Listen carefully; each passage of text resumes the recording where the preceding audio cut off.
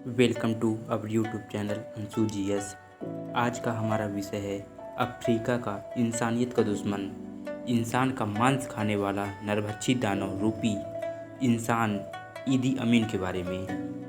यदि आपने वीडियो को लाइक शेयर नहीं किया तो अवश्य करें। ईदी अमीन, यह नाम सुनते ही नरभक्षी, इंसानियत का दुश्मन, हैवान, राक्षस, तानाशाह और ना जाने क्या क्या शब्द दिमाग में घूमने लगते हैं। ईदी अमीन ने सिर्फ 8 साल के शासनकाल में लाखों लोगों को मार दिया था। कहा जाता है कि ईदी अमीन नरभक्षी था। वह इंसानों का खून पीता था और इंसानों के मांस को खाता था। यह वही क्रूर शासक था जिसने सत्ता संभालते ही सैकड़ों साल से रह रहे भारतीयों को और यूरोपीय लोगों को देश छोड़ने का आदेश जारी किया था। इसके लिए ईदी अमीन ने भारतीय समुदाय के लोगों और यूरोपीय समुदाय के लोगों को सिर्फ 90 दिन का समय दिया था।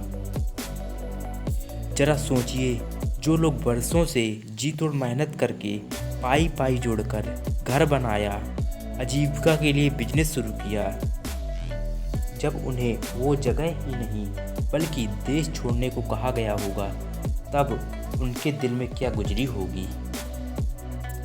आज इस घटना के 50 साल पूरे हो चुके हैं। इनमें से अधिकतर भारतीय ब्रिटेन में जाकर बस गए, बाकी के कई स्वदेश लौट आए और दूसरों ने अन्य यूरोपीय और आसपास के अफ्रीकी देशों में शरण ली। चलिए जानते हैं कौन था ये ईदी अमीन। ईदी अमीन मिल्टन ओबोटे का तख्ता पलट करके युगांडा की सत्ता पर काबिज हुआ था। एक जमाने में ईदी अमीन युगांडा का हैवी वेट लिफ्टिंग में चैंपियन था। 6 फीट 4 इंच लंबे ईदी अमीन का वजन 135 किलोग्राम था। मात्र 8 साल के शासन के दौरान ही ईदी अमीन ने 4 से 5 लाख लोगों को मौत के घाट उतार दिया था। उसने अपनी सरकार में इतनी तबाही मचाई कि पूरी दुनिया में उसे तानाशाह, कातिल और ना जाने क्या क्या कहा जाने लगा। ईदी अमीन के समय में स्वास्थ्य मंत्री रहे हेनरी केएम्बा ने a state of blood, the inside story of ईदी अमीन नाम की पुस्तक लिख उसकी क्रूरता के ऐसे ऐसे किस्से बताए जिसे जानकर पूरी दुनिया सन्न रह गई थी। हेनरी केएम्बा ने अपनी पुस्तक में लिखा कि ईदी अमीन ने न सिर्फ अपने दुश्मनों की हत्या करवाई बल्कि उनके शवों के साथ भी बर्बरता की। हेनरी केएम्बा ने अपनी पुस्तक में लिखा कि ईदी अमीन ने न सिर्फ अपने दुश्मनों की हत्या करवाई बल्कि उनके शवों के साथ भी बहुत बर्बरता की। मुर्दा घर में रखे गए शवों के गुर्दे, लीवर, नाक, होंठ और गुप्तांग गायब मिलते थे। हैवानियत के कारण ही ईदी अमीन को मैड मैन ऑफ अफ्रीका भी कहा जाता है। दावा तो यह भी किया जाता है कि उसके फ्रिज और किचन से इंसानी मांस मिलता था। 1979 में जब तंजानिया और ईदी अमीन की विरोधी सेना ने हाथ मिला लिया, तब यह भागकर सऊदी अरब चला गया। वहीं पर सन 2003 में इस खूंखार तानाशाह की मौत हो गई थी। अब देखते हैं ईदी अमीन ने कैसे अल्लाह का आदेश बताकर भारतीय व एशियाई लोगों को युगांडा से खदेड़ा था।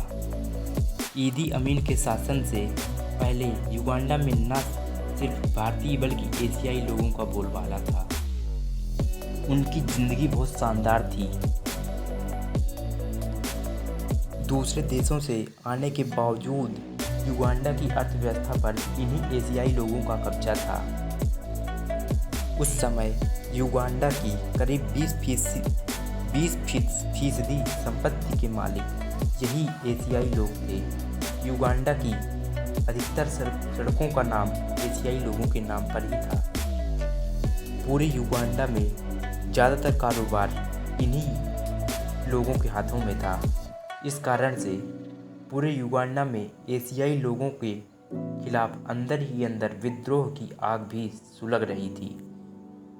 उसने 4 अगस्त 1962 को युगांडा के टोरोरो में सैनिकों को संबोधित करते हुए उसने कहा कि अल्लाह ने उससे कहा है कि सारे एशियाई व भारतीय लोगों को अपने देश से तुरंत निकाल बाहर करें। अब हम देखते हैं कि अफ्रीका में युगांडा कहाँ स्थित है।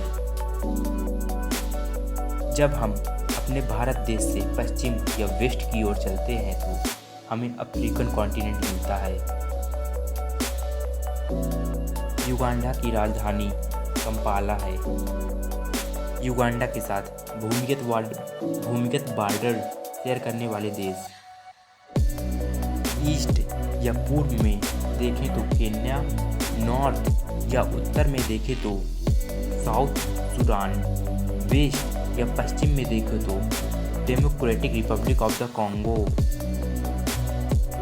साउथ वेस्ट या दक्षिण पश्चिम में देखें तो रवांडा और साउथ में देखें तो तंजानिया नामक देशों के साथ भूमिगत बॉर्डर शेयर होता है।